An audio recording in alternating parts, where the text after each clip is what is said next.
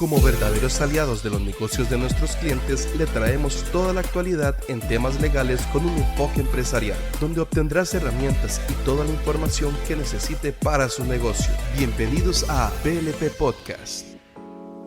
Bienvenidos, muy contentos de tenerlos con nosotros en este podcast de PLP. Hoy vamos a tratar el tema de las fintech en Costa Rica y bueno, un poco hablar de su regulación. Conmigo está Eduardo Ramírez, que es Special Counsel de BLP. Mi nombre es Andrés López, socio de la firma, y ambos somos parte de la práctica de servicios financieros de BLP. Bienvenido, Eduardo. Un gusto compartir con vos este espacio. Igualmente, Andrés, un cordial saludo a todos los que nos escuchan. Y bueno, sí, es un tema actual, siempre genera alguna inquietud, algún interés, ¿verdad? Por todo lo que pueda ocurrir con las fintech y el desarrollo de las tecnologías financieras. Así es que podemos conversar un rato, pasar un rato menos. Sí, y tal vez podemos empezar diciendo que hemos estado viendo un gran auge de las empresas del sector fintech en Costa Rica. Ya hace unos 3 años el BID junto con Finovista publicaron un estudio sobre la actividad y decían que había un gran auge, ¿verdad?, de estas empresas en Costa Rica. Sin embargo, con la pandemia, pues hemos visto aún más empresas participando en este sector, debido a que, por supuesto, el confinamiento, el distanciamiento que hemos tenido ha hecho que el comportamiento del consumidor varíe, ¿verdad? Dio un vuelco en el sentido de que, por supuesto, ya la gente no quiere ir a las oficinas de las entidades financieras tanto como antes, y de alguna manera se ha forzado la utilización de la tecnología en los servicios financieros, así que hemos visto un gran auge en ese sentido. Lo podemos ver con solo el gran uso que se está dando hoy al Simpe Móvil. La mayoría de las transacciones se dan así, se ha eliminado, pues yo diría que prácticamente en todo el uso de efectivo. Y pues eso definitivamente hace que los canales tecnológicos pues sean de gran importancia. Adicionalmente, pues hay una generación ya que tiene una gran participación en el mercado que no concibe ir al banco a hacer sus transacciones, sino que si tiene la facilidad de hacerlo en su teléfono, pues lo va a utilizar. Entonces, desde ese punto de vista hemos visto un cambio en el comportamiento del consumidor que ha hecho que la necesidad de utilizar la tecnología en los servicios financieros sea cada vez más fuerte, ¿no? No sé, entonces, Eduardo, ¿cómo ves vos eso? ¿Cómo has percibido ese fenómeno, digamos, de cambio? Sí, bueno, efectivamente, la pandemia ha empujado muchísimo el uso de los canales digitales del sistema financiero y otros servicios financieros no prestados por los bancos. Y definitivamente tenemos incluso segmentos etarios que no necesariamente son los jóvenes, sino que también adultos, incluso adultos mayores, que se han visto forzados, digamos, de una manera por la pandemia, a utilizar cada vez más, digamos, lo que son los servicios por canales digitales. Entonces, digamos que tal vez sería una buena idea, digamos, explicar de qué se trata una fintech, ¿verdad? Básicamente, como el nombre lo dice, son tecnologías, digamos, de tecnologías financieras, y básicamente su concepto es el desarrollo de un nuevo modelo de negocios a partir del uso de la tecnología en la prestación de los servicios financieros. El concepto de fintech tiene 3 elementos fundamentales. El elemento de la innovación, porque implica un cambio en la forma en que se presta el servicio. Y ya no vamos a ver cómo se prestan los servicios tradicionales en la forma que tradicionalmente se hacía, sino que ahora hay una nueva forma de prestar los servicios. Hay innovación. El otro elemento es la tecnología. La cuarta revolución industrial es de tecnología, y hablamos hoy de inteligencia artificial, hablamos de Big Data, hablamos de blockchain, hablamos de todas estas tecnologías que ayudan a que las personas tengan una nueva experiencia en su relación con los servicios financieros. Luego está el elemento de la transformación. La transformación es, esto se ha dicho que es disruptivo, porque las personas van cambiando sus hábitos de consumo. Digamos, ya el hábito de consumo de los servicios financieros cambia a una etapa diferente y las personas no vuelven a la etapa que estaba. Es decir, es disruptiva y cambian los hábitos de consumo. ¿Y por qué se pasa? Digamos, ¿cómo es posible que esto pase? Incluso en segmentos etarios que pueden ser, digamos, que uno diría, bueno, para estas personas es más difícil cambiar de hábitos de consumo. ¿Cómo ha podido ocurrir eso? Entonces, y esto ha sido posible porque las tecnologías fintech son, por un lado, muy sencillas, muy intuitivas. Las personas con una aplicación que bajan en su teléfono, en muy poco tiempo y con mucha facilidad, empiezan a poder utilizar esta herramienta.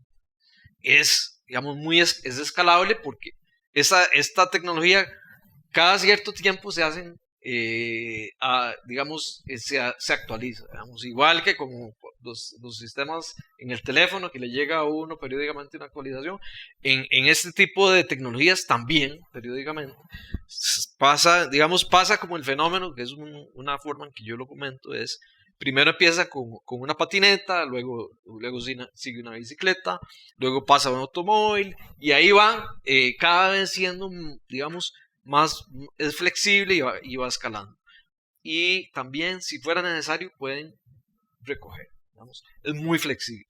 Luego, no hay una gran inversión, digamos, no inversión, sino que no requieren del patrimonio que requiere un banco para la prestación de los servicios. Ellos se mueven en nichos, digamos, hay un abanico de nichos de servicios financieros que van desde la captación hasta la colocación. Y en ese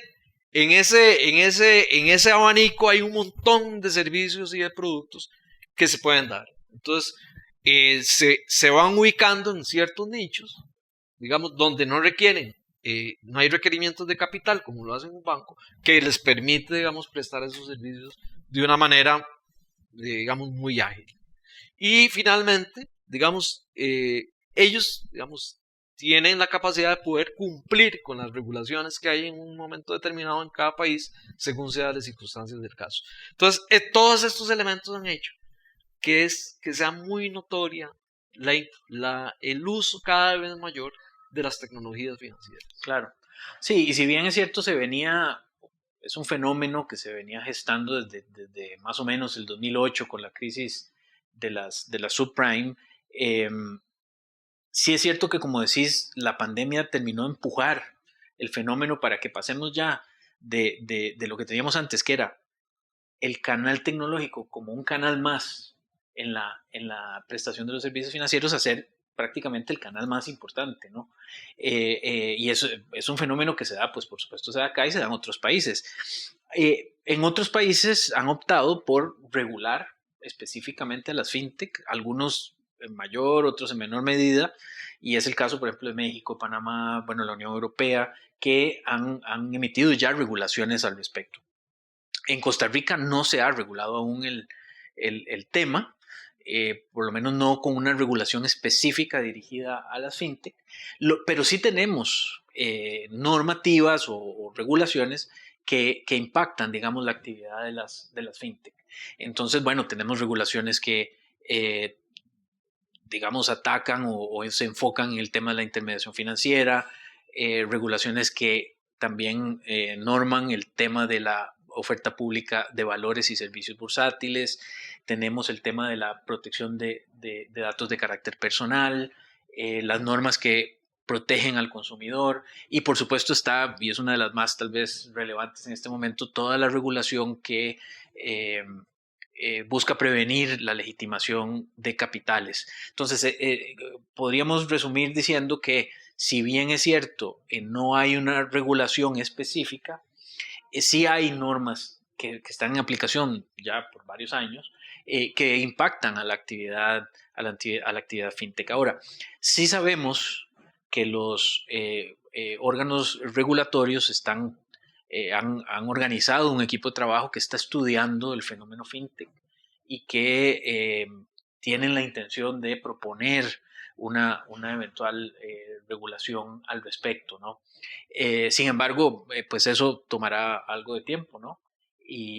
Pero esa es la regulación que tenemos al día de hoy y que no deja de ser importante mencionarla porque ya por lo menos las entidades fintech que nosotros hemos venido asesorando pues ya han tenido que de alguna manera aplicar esta normativa que ya está vigente, ¿no?